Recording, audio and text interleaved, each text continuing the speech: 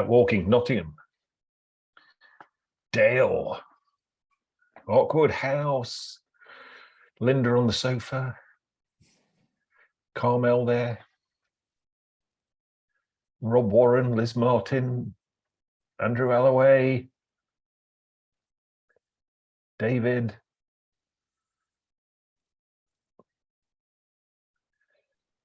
Phil Atkinson on the Isle of Skye.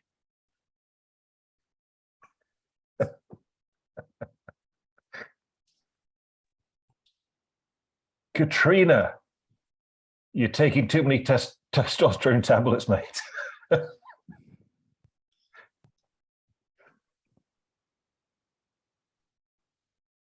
Sylvie out in the Netherlands, I think. Liz Oliver.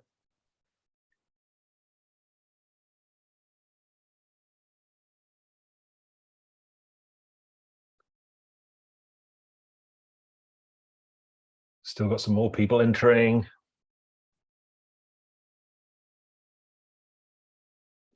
Pippa Gagey, haven't seen you for a few weeks.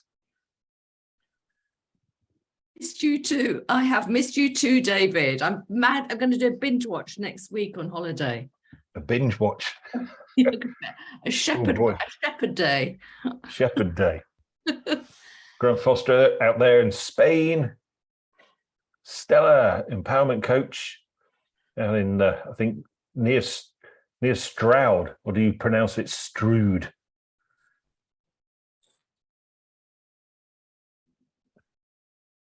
Frank out in the US. Roger is here.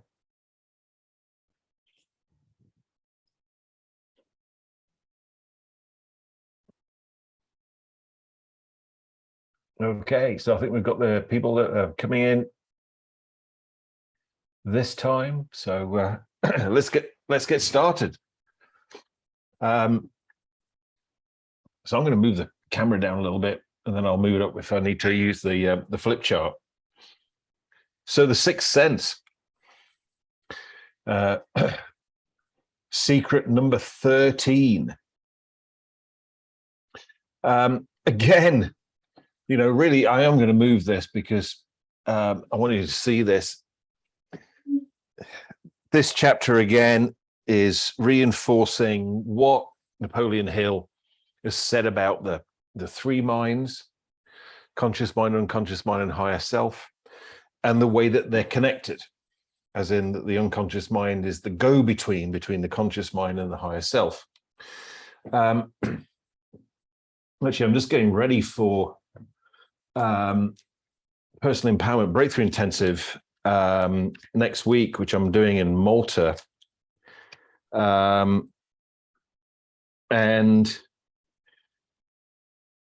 that's where next week's final Think and Grow Rich will be coming from. So when I was just thinking about those three minds and the way that Napoleon Hill says that they're connected, which is what we have in Huna, it's also in the tarot. So let me just show you these tarot images. Oops, need to go back a little bit there. So here you've got the lovers. The man always represents the conscious mind, the woman always represents the unconscious mind, and then we've got the higher self, which Napoleon Hill in this chapter actually refers to as a guardian angel. So I think you can see that in that image. And the way that the man and the woman are drawn, then the man represents conscious mind. He can see the woman, but he can't see the angel. And the woman can see the man and the angel. So the unconscious mind is the go-between between the two.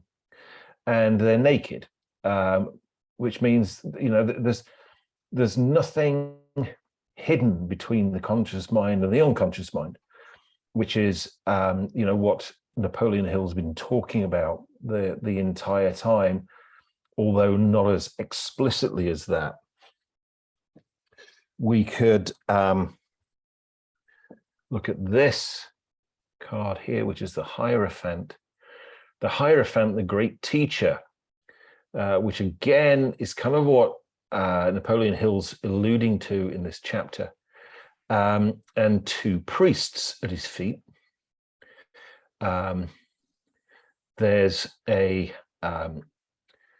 priest with roses on his back, unconscious mind, passion, desire, lilies, clarity, conscious mind, and 2 keys, one gold and one silver. Gold representing the male polarity, silver representing the female polarity. And one of those priests is holding the keys, which is the priest with the rose on his back, the unconscious mind. Again, symbolically saying the same thing that we've got here in Napoleon Hill's chapter. This is something that we go through in amazing amount of depth in the Personal Empowerment Breakthrough Intensive, which I'm doing next week in Malta. So that's what he's. So again, we've got that, but he goes into quite a bit more detail, particularly about the higher self. In that, I did mention there, he mentions a guardian angel. So a person's higher self is their own personal guardian angel. And in the Western mystery tradition, it's actually called the Holy Guardian Angel. That's your higher self, or what Napoleon Hill has been referring to as the infinite mind so far. But then this is a change in terminology. And he talks about the higher self being inspirational, whereas previously he's talked about the unconscious mind as being intuitive. So let's just talk about those 2 differences there for a second. So inspiration comes from the higher self. This is when it's almost like you get a download from the universe. It's not like a gut instinct or a gut hunch, which is a feeling. Not necessarily be any feelings around it whatsoever. It's just like, there it is. It just appears. I had one of those yesterday about business. I was just driving my car. I was working through some stuff, and then the whole thing came in one go, which is similar to what Mozart said about the operas and the concertos that he composed. He said he didn't compose them; they just appeared in his mind in one go. Bam! There was an entire opera. It was just a matter of writing them down and capturing them. Whereas, with our unconscious mind, we had a feeling, a hunch, what we call a gut feeling, whatever, intuitions. So that they're quite different modes of communication.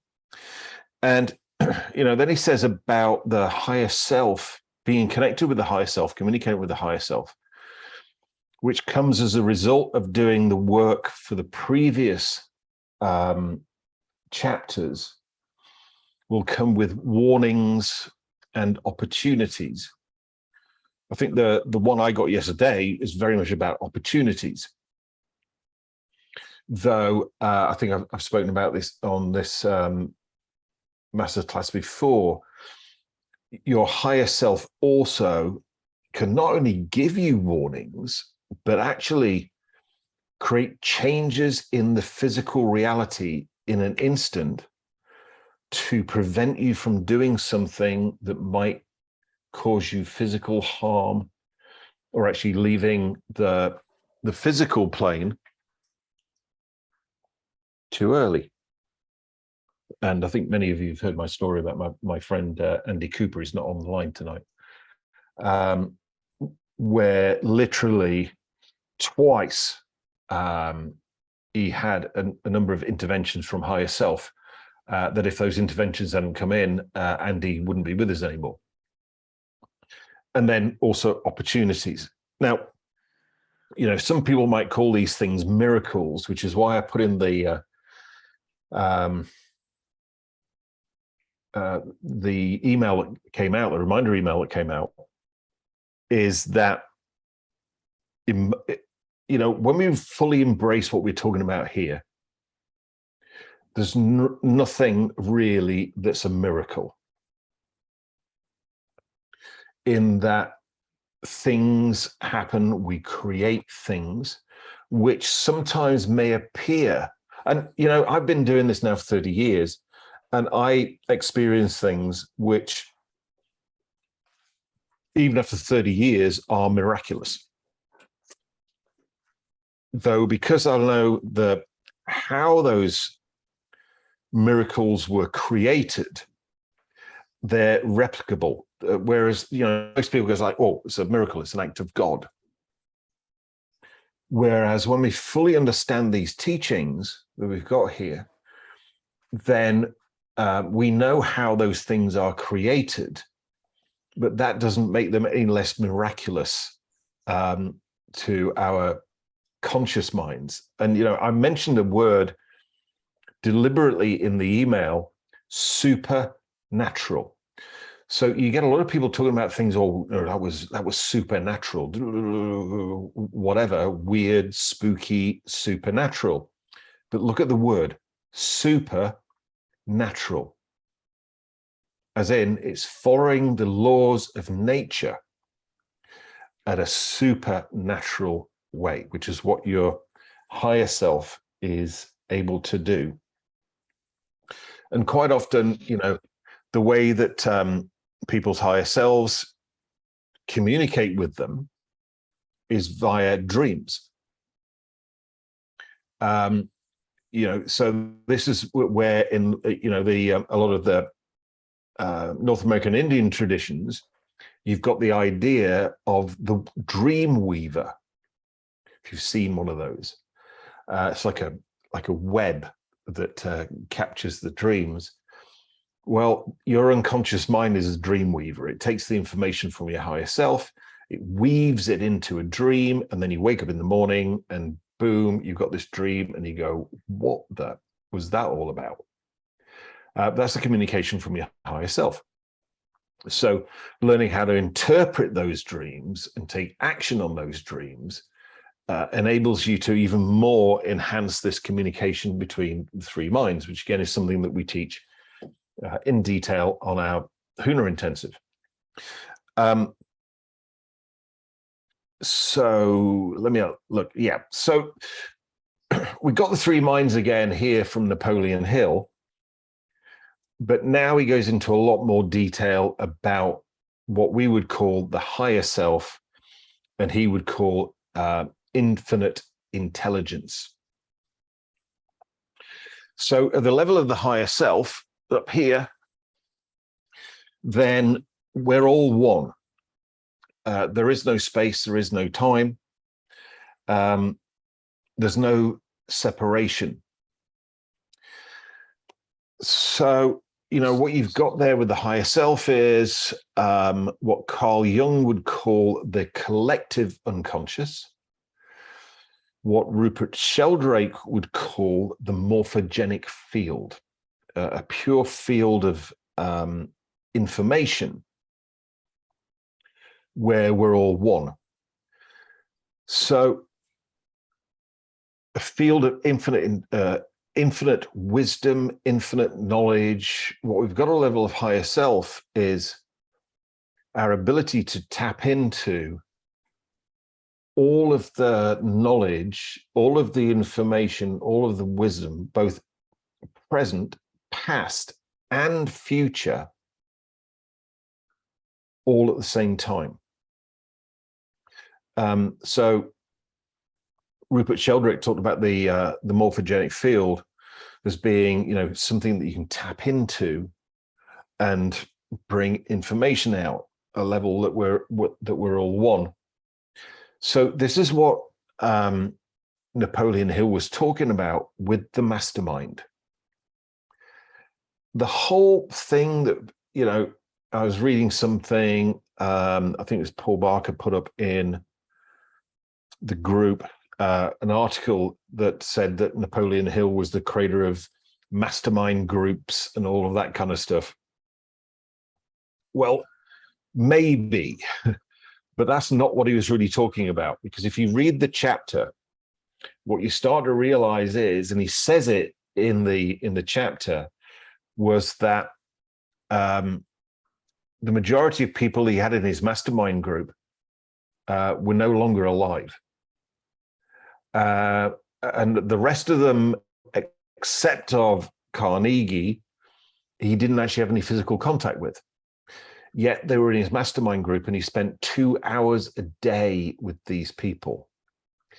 And he asked them for guidance and to assist him in changing certain aspects and of himself. That's a really important piece here. And this is why I actually, because, you know, nowadays when we hear about mastermind groups, then you join a mastermind group and you pay to join the mastermind group, and other people have paid to join the mastermind group, and you're in a physical mastermind group. That isn't what Napoleon Hill was talking about. But I think he called it his secret cabinet of counselors, or whatever his term was for it.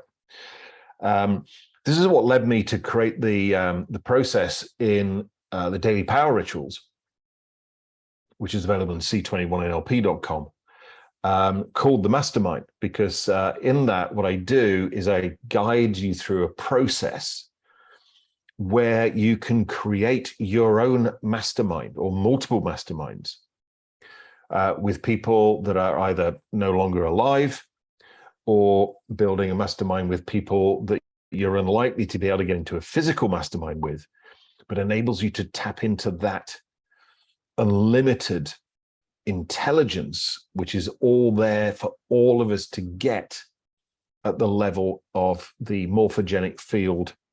Or, you know, if we were to look at it from a body's point of view,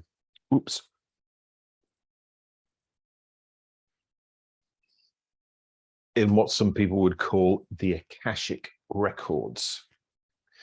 The Akashic records being where all of the information that's ever existed, both past, present, and future, is available for us to, for any of us, if we know how to do it. So this is how things like deep trance identification works in hypnosis, where you go into a deep trance and you tap into somebody. I remember the last time I ever did deep trance identification, which was probably in about 1994, and he's on our session tonight. I can see him laughing already. Phil decided to tap into somebody, and it didn't go well. And that was the last time I ever taught or practiced deep trance identification, because I started to realize the ecological issues with it. There are other ways around that these days. There's a new timeline therapy technique, which is in our master practitioner training, though the ultimate is the higher self connection that we do in our HUNA intensive, where we have people actually have a direct experience of being connected with and communicating with their higher self. And the other thing is the process whereby we create our own mastermind in the middle of nowhere, in a place beyond space and time, which you can get how to meditate in the middle of nowhere for free on C21 NLP. And then I did put together a specific meditation called Mastermind in the Daily Power Rituals, which is also obviously available there.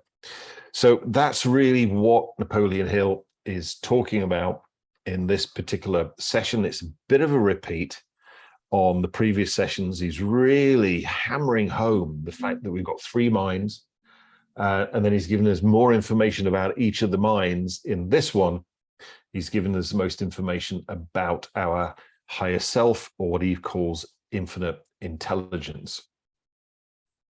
So not a lot of new stuff there for you this week, but I think some important distinctions. So let's open up the floor to questions, Sally, if there's any come in so far.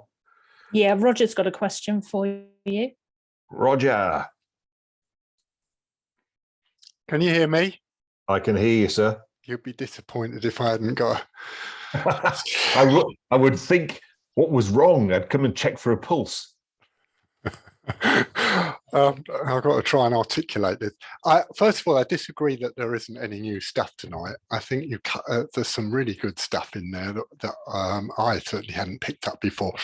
The area I was fascinated with is something you said quite early on.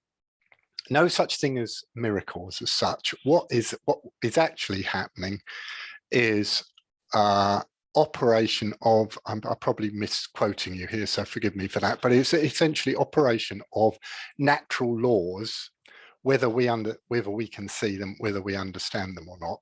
And the higher self is the channel through which we have access to those natural laws. So coming back to my obsession, cause and effect, what we're really talking about are the natural laws of cause and effect.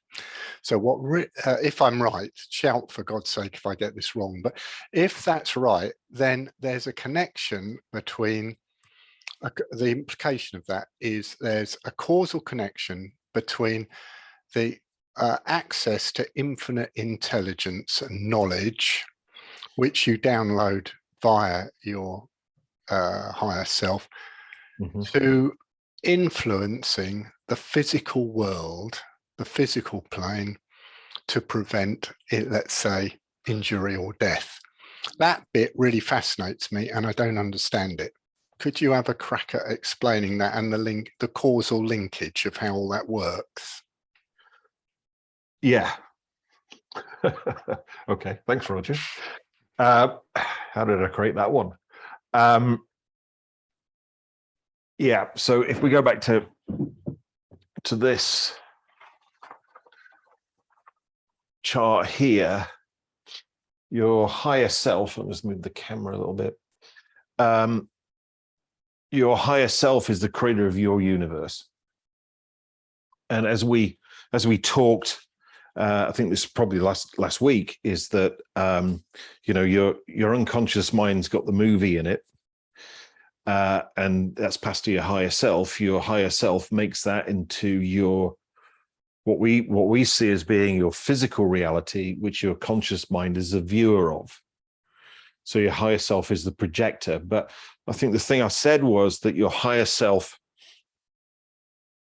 just like any kind of projector, isn't judgmental about what it projects. It will project whatever it's given.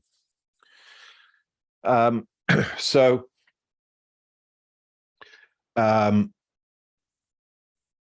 if the unconscious mind is projecting negative emotions, if the unconscious mind is projecting physiological disease, which at this level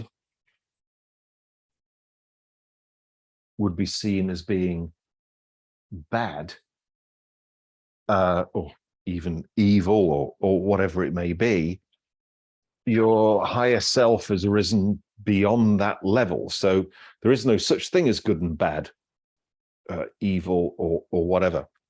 So will your higher self create that? If you give it to your higher self, yes, it will. The upside of that is that also it can remove that. Why? Because it put it there in the first place. Now, when people experience those kind of healings, people at the mental level or the conscious level would perceive those as being miracles. And over the last 30 years or so that I've been working with this stuff, I've experienced a lot of things that people would consider to be miracles.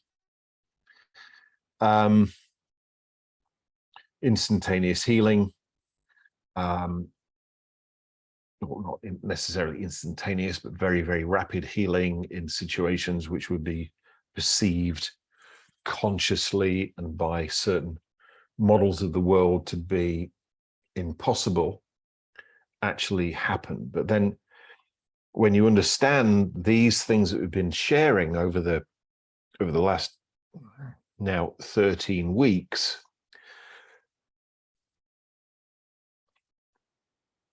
they're still miraculous as far as I'm concerned. And they still quite often bring me to tears, in a good way. And I also know you and I, Roger, we're engineers. We go like, we do this, we do this, we do this, we do this. This happens. Then it's miraculous, but then you go, okay, I actually know how that happened, which means you can make it happen more often. This is a very contentious point, and this is something that might come out in the near future on social media. A very good friend of mine died of cancer this morning, actually. Somebody I was a student of mine in the 90s, and he's a hypnotherapist,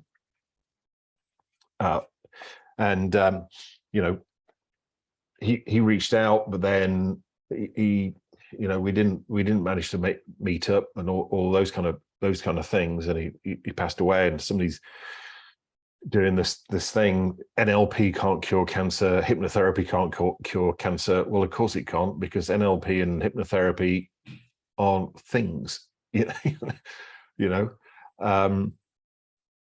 tools and techniques, which is, again, to kind of miss the point a little bit.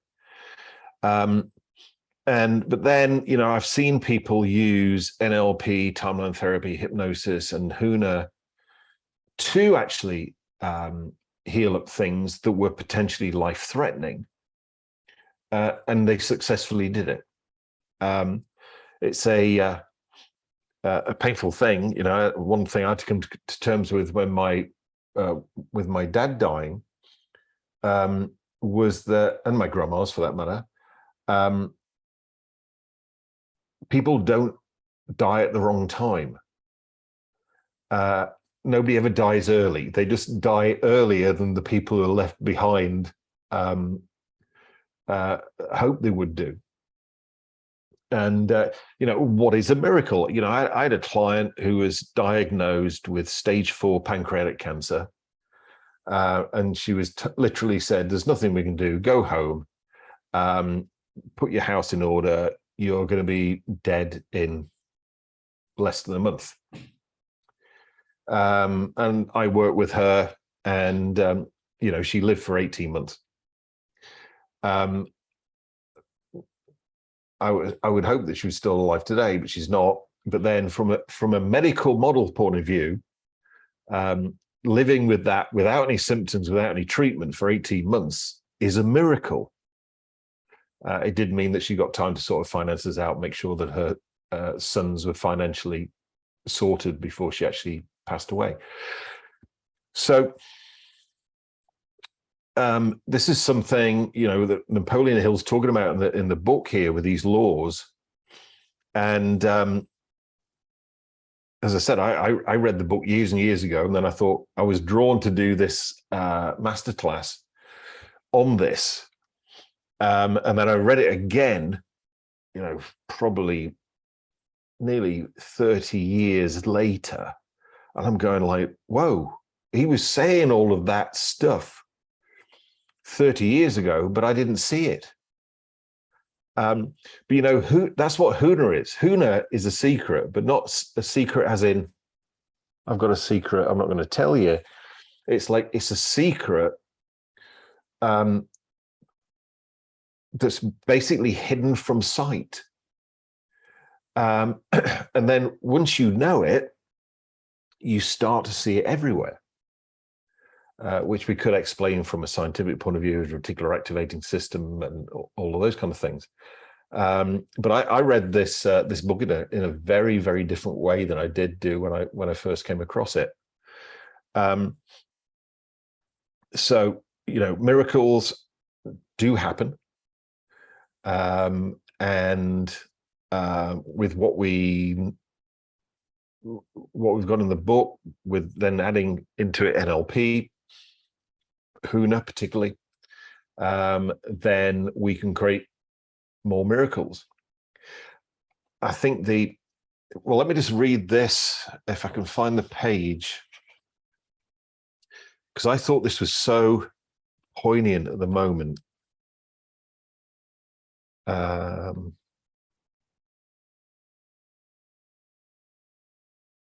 You know, in the copy that I've got, there is a kind of like a page.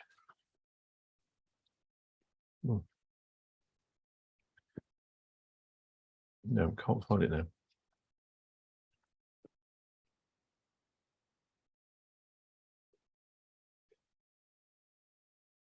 Oh yes, here we go. I found it. My unconscious mind unable to find it. The depression was a blessing in disguise. It reduced the whole world to a new starting point that gives everyone a new opportunity. Very, very, very relevant at the moment. And, you know, the majority of people will see what's happening at this moment as being a problem. I don't think they'll even see it as a challenge. They will see it as a problem, which they can't overcome. Whereas we've got here, the depression was a blessing in disguise. It reduced the whole world to a new starting point that gives everyone a new opportunity. I thought that was very exciting when I read that, both yesterday and today. As long as we use what we know. And the thing is that we are blessed with what we know. But what we know will not create the opportunity. We have to create the opportunity with what we know. Roger, I don't know if that answers your question or not, but oh, it's brilliant. No, it's really great. Thank you, David. I mean, if you just indulge me just a second longer, sure. The essence of it is we create our universe in collaboration, if you like. We co-create our universe with the universal laws of cause and effect, is kind of another way of saying what you've said. I get it with the linkage with apparently incurable disease. I sort of, we've talked about that a lot, and you've covered that in a lot of the trainings. I sort of get that. I also get I can sort of grasp people for some reason not turning up at the Twin Towers on the days the planes crashed. I sort of get that. Like my mate Andy Cooper. Oh, that's Andy. Yes, I'd forgotten. Perfect example of that. So yep. It's just a lucky example. Well, he was one of them. Yeah, one of but them. I sort of get that, because it's kind of causally changing what somebody's done. But take a situation where, let's say you're in the car and you're heading straight for a lamppost, and you'd have no idea how you've missed it, because you could see it coming. It's right up at the windscreen, and yet you drive past it and you're still going. Or you fall in the sea, or pushed in by a wave into a load of rocks, and for some reason you don't get mangled up in the rocks and you make it to the shore. Those kind of things I've experienced one, my partner Jack has experienced the other. that there's kind of, it's not that the infinite intelligence has guided your bodily functions to do something like not turning up at the, it's like physically you should be dead because the car was like that close to the lamppost, or you don't, you know there were rocks just under the surface of the water, and yet you didn't get touched. Do you see what I mean? I'm finding Yep. that kind of scenario, and clearly those things happen. Yeah, they do. And I struggle with that level of physical causality. There must be an explanation. I'm struggling with it. I get everything else you've said. Yeah, it's the direct intervention on the physical level. So your higher self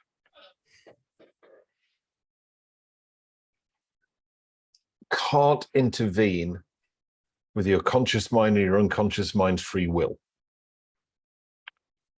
So if you're going down a particular path, which is going to cause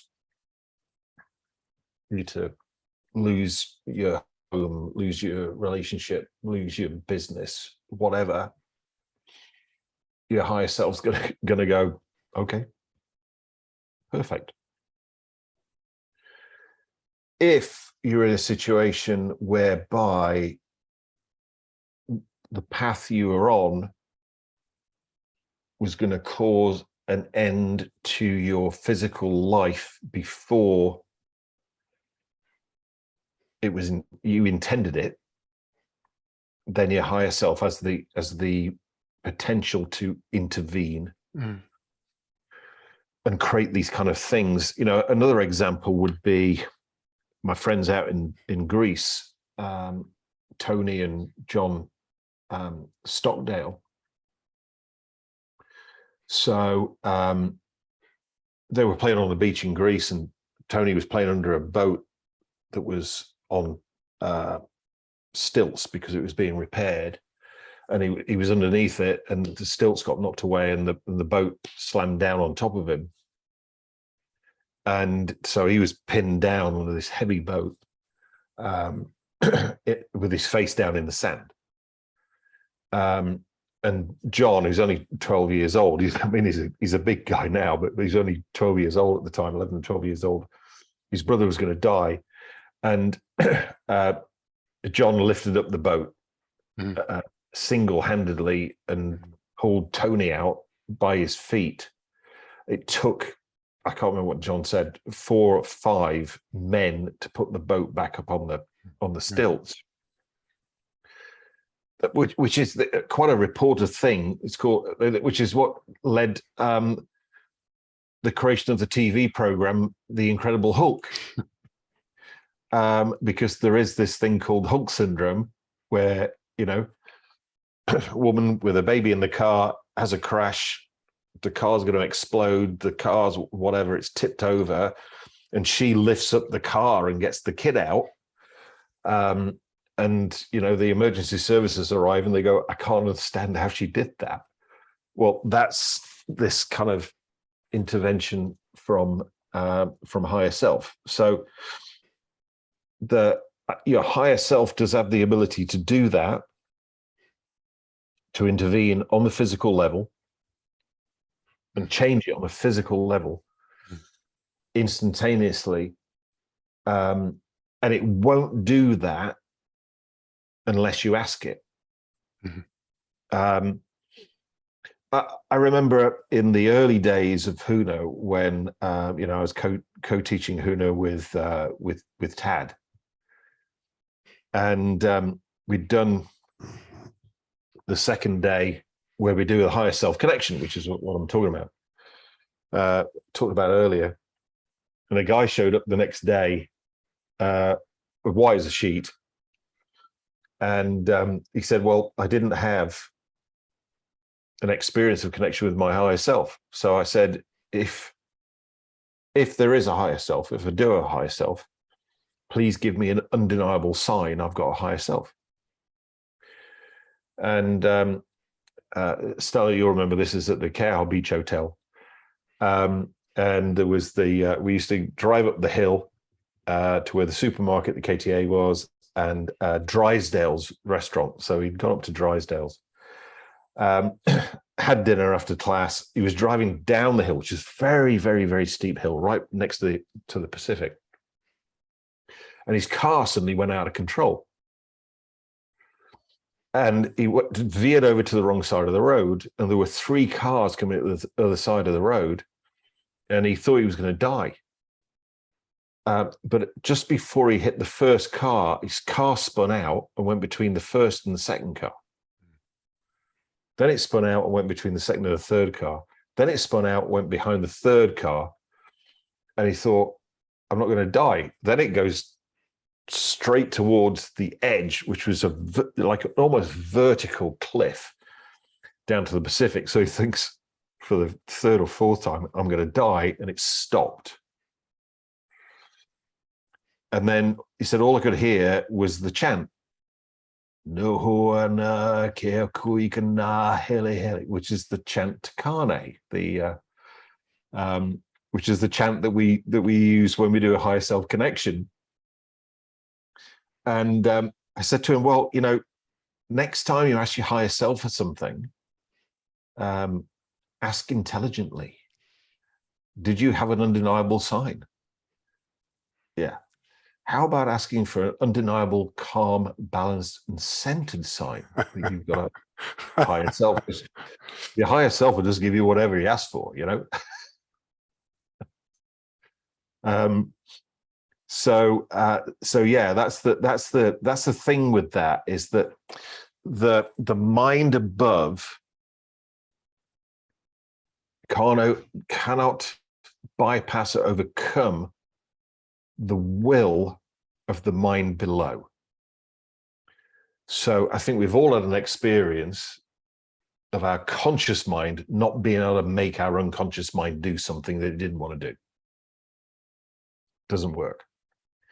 But equally, our higher self could go, David, I could make your life perfect right now. But you're not asking me in the right way. So therefore, you've got to live with whatever you're going through. Perfect. But then under certain situations, the higher self can bypass that entire thing and go, right, no, which is, like John and Tony Stockdale. Was it the right time for Tony to die? No. Did John suddenly get supernatural strength? Yes, he did.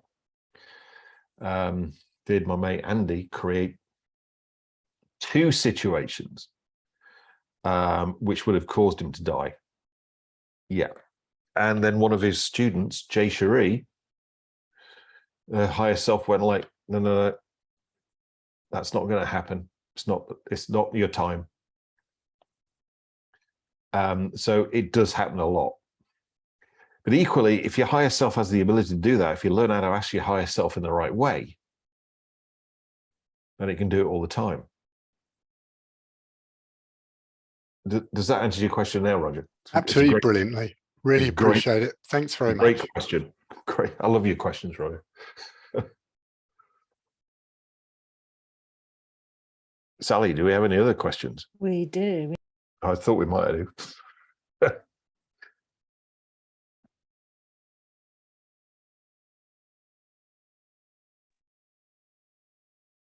Can we go with Grant next? Yep. Where's Grant? I'm here. Oh, yeah, I can see you, Grant. Yeah, it's a quite a simple one. It's something I've not experienced before, but just lately over the last month, I've been waking up to, well, it sounds like somebody outside has put the music on full blast. So I'm waking up to a dream of a song, most of them which I've not heard before, and 1 or 2 I have heard. And one the other day I had to look up because I've not. It's from the 1960s, well, late 50s, before I was even born. How are we supposed to decipher those kind of things? I mean, it's like somebody literally put on the music full blast. And just literally, I just woke up. Right.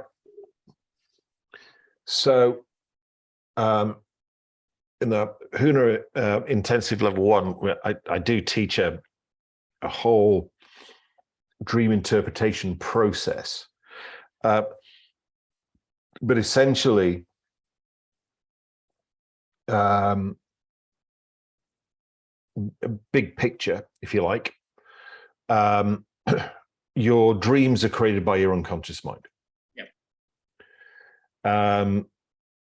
And from the Huna model that I teach around dream interpretation is that your dreams are a message from your higher self encoded with what information and experience your unconscious mind has available to it.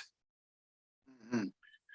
So you could think of it being like your higher self's got the script. No, your higher self's got the message. Your unconscious mind, with what it's got in it, makes the movie, writes the script, puts the characters into it, and also, in your experience, the theme song. Right. So the thing to do to kind of like reverse that process would be to ask your unconscious mind, what is that song a symbol for? Right. Okay.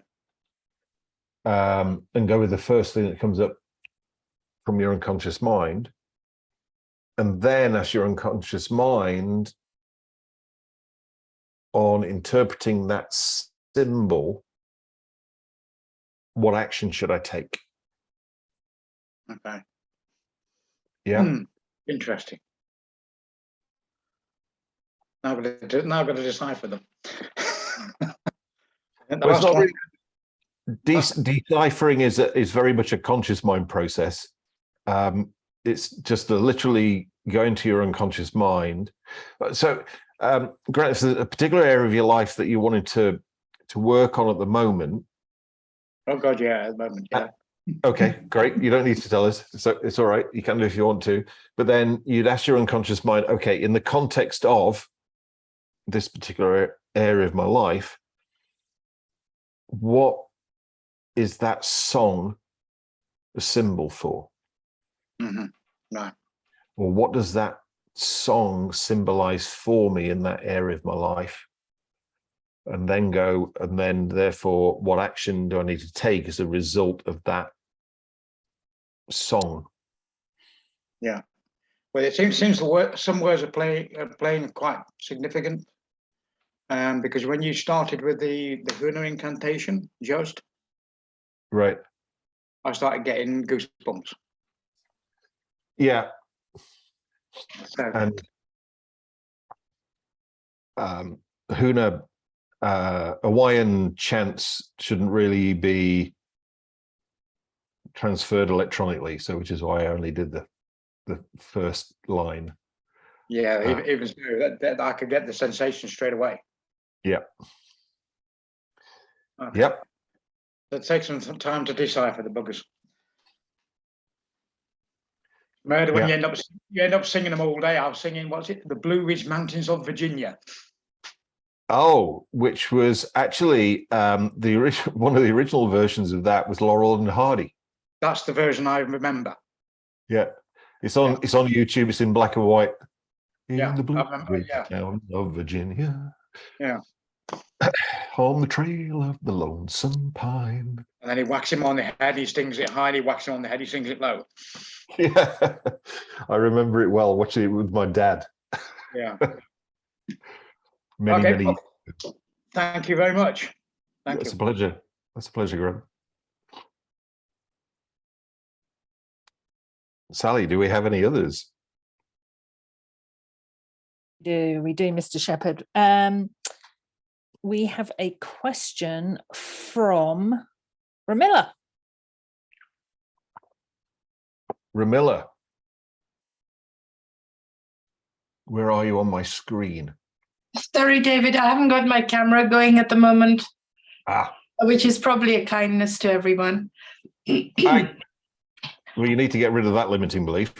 Yep. Accept that. So it's really about, I spoke to someone today and she's got cancer, Mhm. wants to obviously do an awful lot before she moves on. But- Okay. Whoa. Let me Okay. just stop. Let me just stop you there. So she's doing cancer. Remember. Okay, fair dues. Yes, she's doing cancer. Very good. And immediately one thinks, is this a limiting decision that's been made somewhere in the past? Feels like that makes sense to me. And therefore, could it be helped with something like timeline therapy or Ho'oponopono, etc.?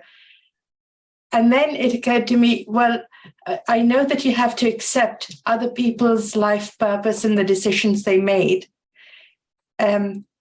But then one has to also allow for the fact that there's a sort of a dance going on here with their life purpose and decision and one's life purpose and decision in trying to help them.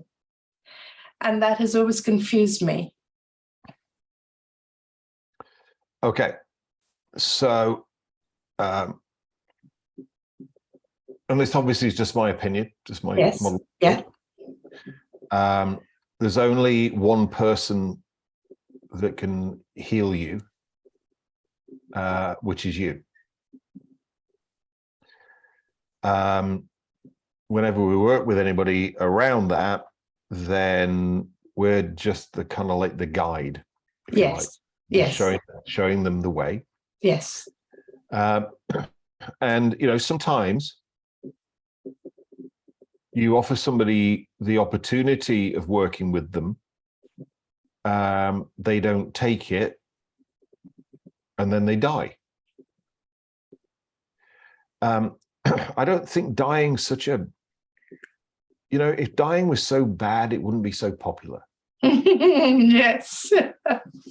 And quite often people have said to me, do you know what dying's like? I said, yes, it's like going to sleep at night. Except the next time you wake up, it's in a different life.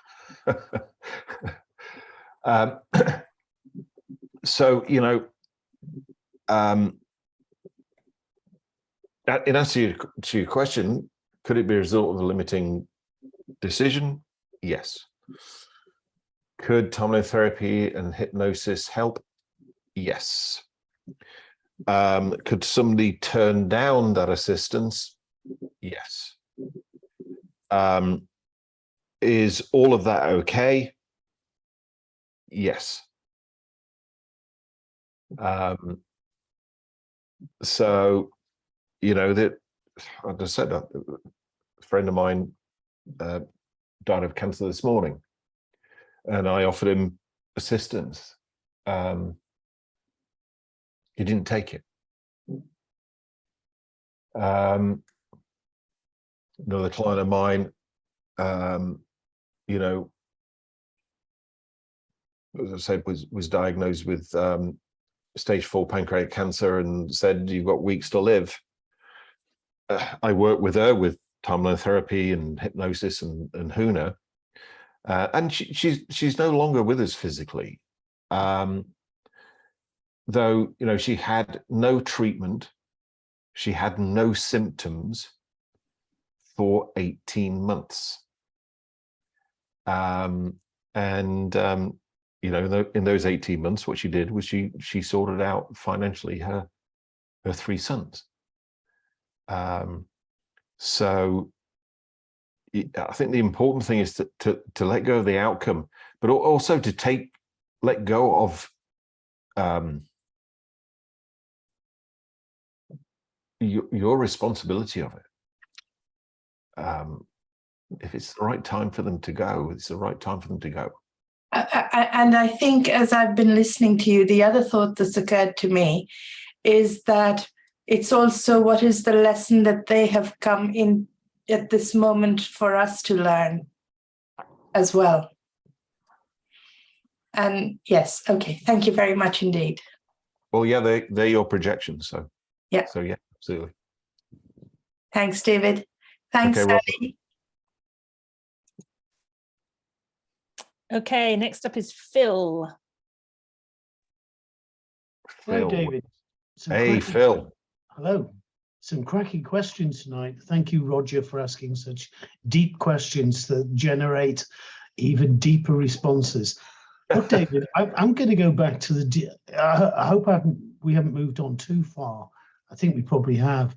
But I'm thinking of the DTI experience that we went through all those years ago. I don't name you, but I talk about it You? a lot on our trainings. Yeah. Yeah, okay. I'd be interested to know what you actually say, because during the time we DTI'd me with Tad James. I think you at one time you thought it was Tony Robbins, but my experience was quite earth-shattering.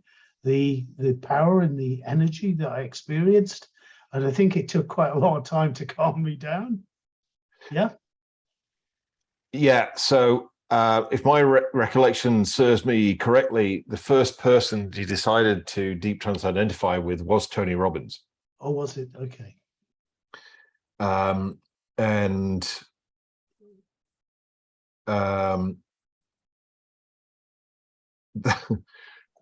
I'm okay with you, Phil, for me to share Yeah. my recollection of this.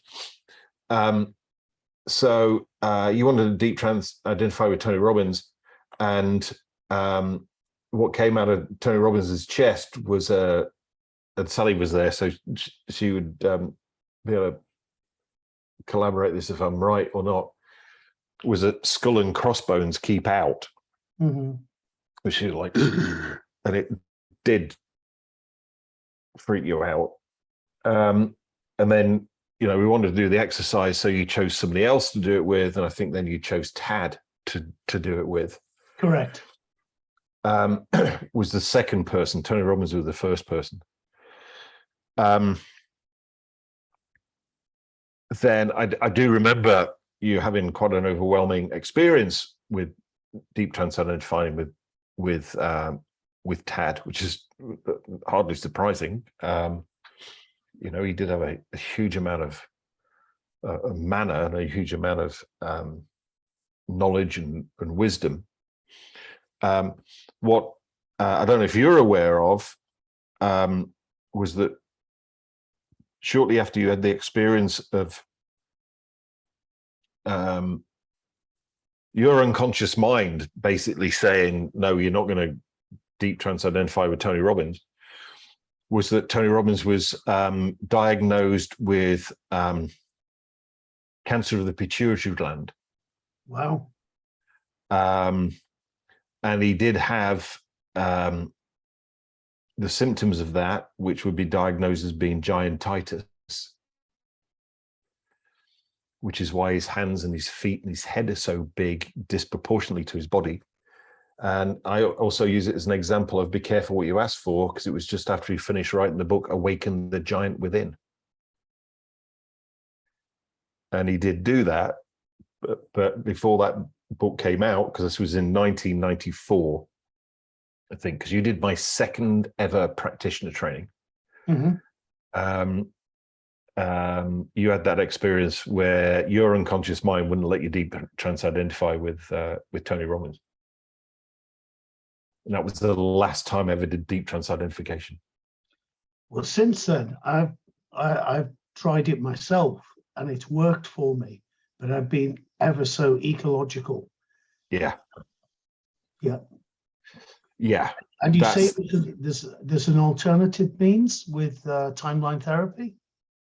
Yeah, there's a new technique in timeline therapy now, using the model of the timeline to be able to access the knowledge and resources of people that we've physically met, or also being able to access the resources of people that we haven't physically met, like being able to access the resources of somebody whose book we've read, as an example, or movie we've seen, or video is seen. Yeah, there is a new technique which does the same thing, which doesn't have the same ecological issues that deep transidentification has.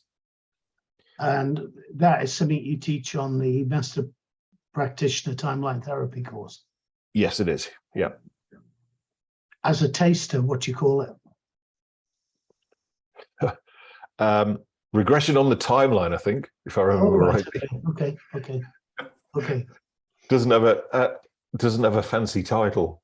Okay. Yeah. Thanks very much. It's just you did refer to DTI, and Yeah. it had a huge impact on me. Oh, I know. I remember it well. Yeah. I remember it very well, mate. Still mopping up the energy in that training room. Thanks very much. Phil, it Yep. definitely had an impact on me doing DTI because I was in Really? your group when you did it. So yeah, I think you freaked because we were in a group of 3 and it freaked all of us out. So yeah, it was interesting. So it's my fault. No.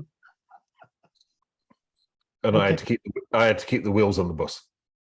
Thank you for doing that. Thank you for doing that. Thanks for the questions. Love Cheers, it. mate. Thanks, Phil. Love it. Paul Brocker, you have a question. Yes, I do. Oh, Hello. I've been living in Chicago a long time, but I don't think I've really picked up a Chicago accent. But you can be the judge. Going back to the mastermind idea, as described by Napoleon Hill, I'm just wondering if you ever accessed that yourself, where you say, well, I'm going to take a little time out, or I'm going to do a little ritual, and I'm going to commune with some intelligences or presences or something, and maybe you choose them ahead of time and just kind of sit in that and see what comes of it. Have you had any experience with that at all? yep. And what's been the results, or how's it worked? The results always been positive. As I say, it's something that in a way we teach in Huna at level 2, where the things we do at level 2, where we do our Vaiku initiation, would make what Napoleon Hill was doing look really normal. In that, and Napoleon Hill actually alludes to this in this particular chapter of The Sixth Sense, which is the idea of, he doesn't mention it this way, but he says, as above, so below. He doesn't put it that way, but this is the way I read it. So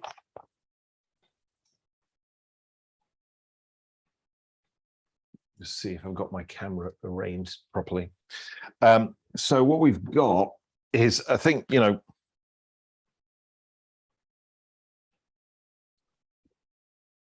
we as human beings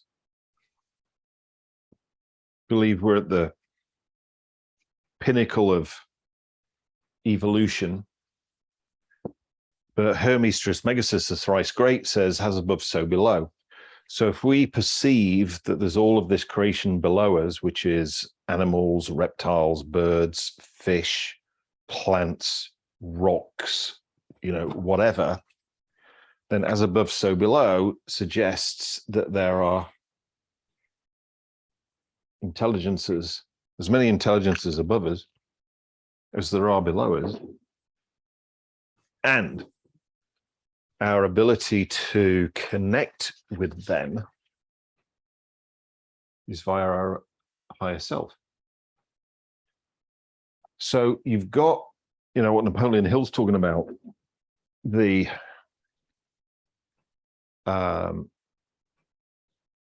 morphogenic field where we're all one. So, if you want to tap into as an example, what Milton Erickson knew,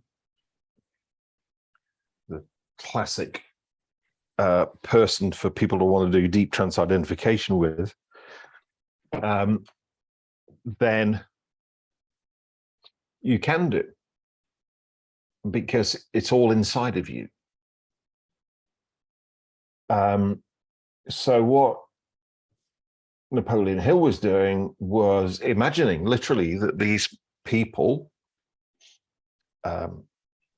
Edison, Napoleon, then later on Copernicus, obviously, who died way before him, he could actually communicate with them. But you know, this isn't something that's unique to Napoleon Hill, because you've got the Russian hypnotist Lazarov, who would put people into deep trance and basically take them back to the lifetime when they were Leonardo da Vinci. Now, as far as I'm concerned, there was only one Leonardo da Vinci in history, but everybody will be able to be regressed to be Leonardo da Vinci. And then he would give them a pencil and ask them to draw, and they could draw like Leonardo da Vinci. Now, does that mean they were Leonardo da Vinci in a past life? No, not less. Leonardo da Vinci had a lot of personalities. But I would explain it from the level of higher self, the level of morphogenic field. We can all access those abilities. An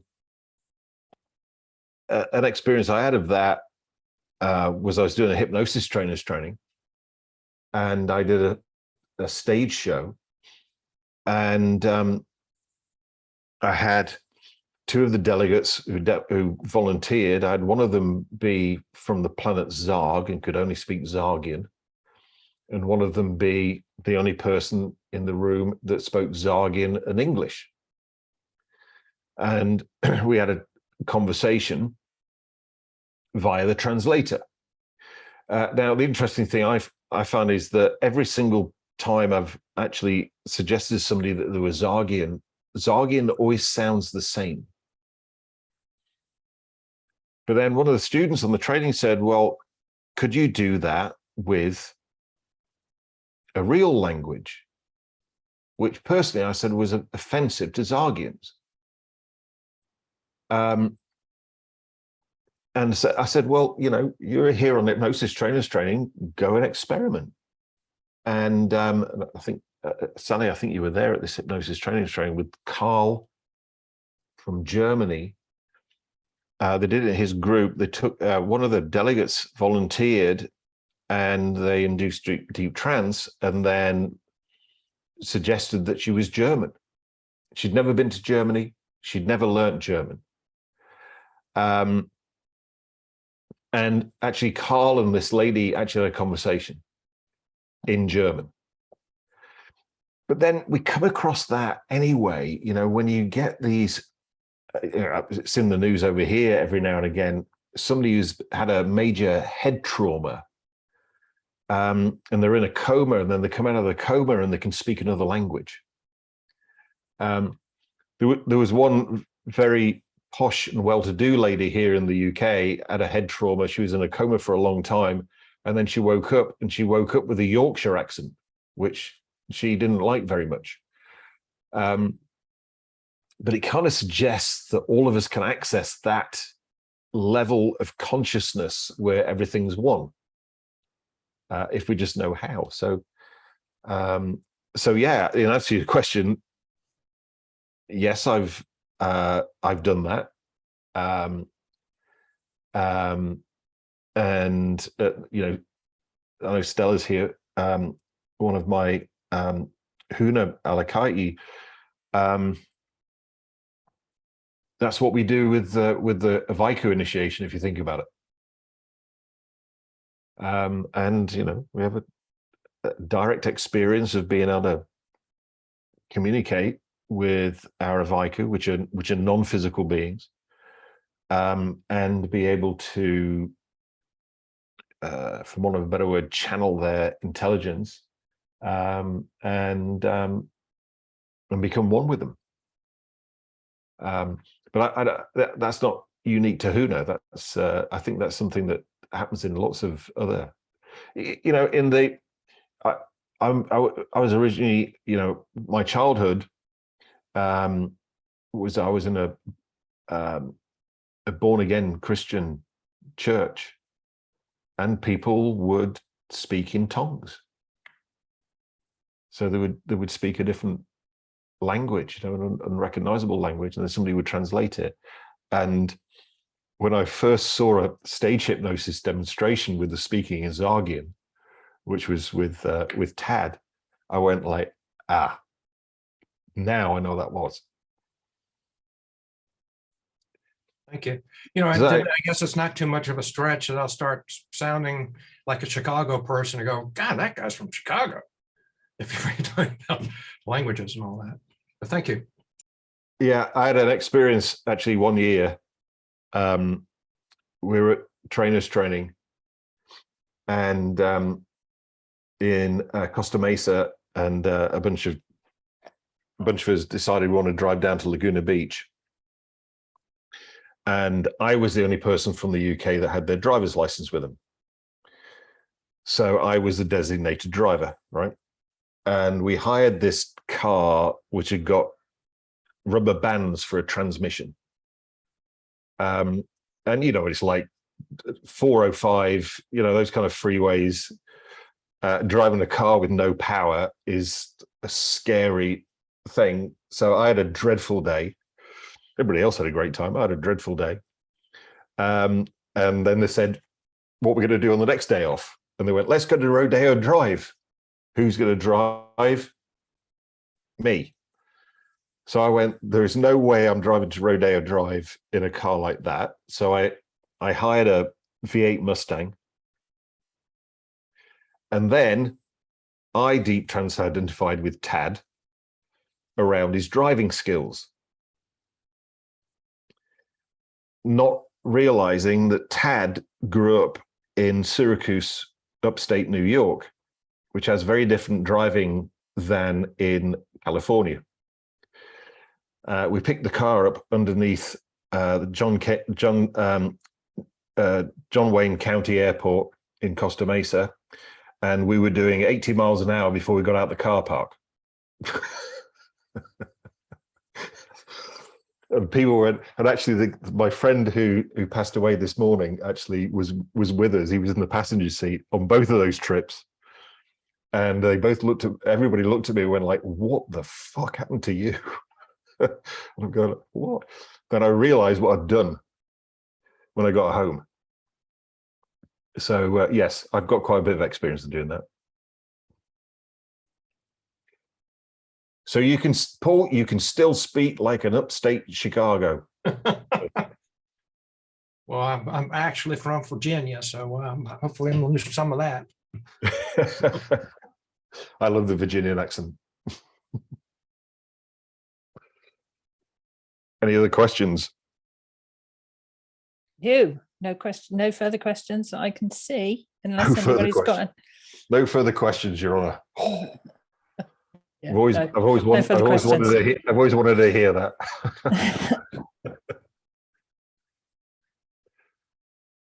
So next week, I'll be in Malta because I'm doing a personal empowerment breakthrough intensive. I've looked ahead in the book, as I always do. It's here, and it's how to unwit the, I think it's 6 or 7 fears using affirmations. I'm going to explain to you next week why I believe that affirmations don't work. And that we now have more advanced technologies than were available to Napoleon Hill. So in theory, that should mean it's a fairly short session, like this evening's. So So what I'll do is like, you know, I'll go through the stuff, because it is all about affirmations. What there's 6 different forms of fear are, but you know, fear is fear, and the rest of them are kind of like fear wrapped up with limiting beliefs. And we have more advanced techniques to get rid of those than what I believe is bludgeoning the unconscious mind into submission with these things called affirmations. And we'll talk about that. And then, you know, what we'll do is the rest of the time we'll take up any outstanding questions on Think and Grow Rich. That is a phonological ambiguity, by the way. I only want outstanding questions. And as I say, I will be in Malta. All being well, we'll have internet and all of those kind of things. I'll be 1 hour ahead of the UK. We should be able to make it work. Okay, so I'll see you from sunny and stormy Malta at the moment. Gales and rain is what I'm going to, which is interesting. Okay, guys, thanks for joining me. Good session.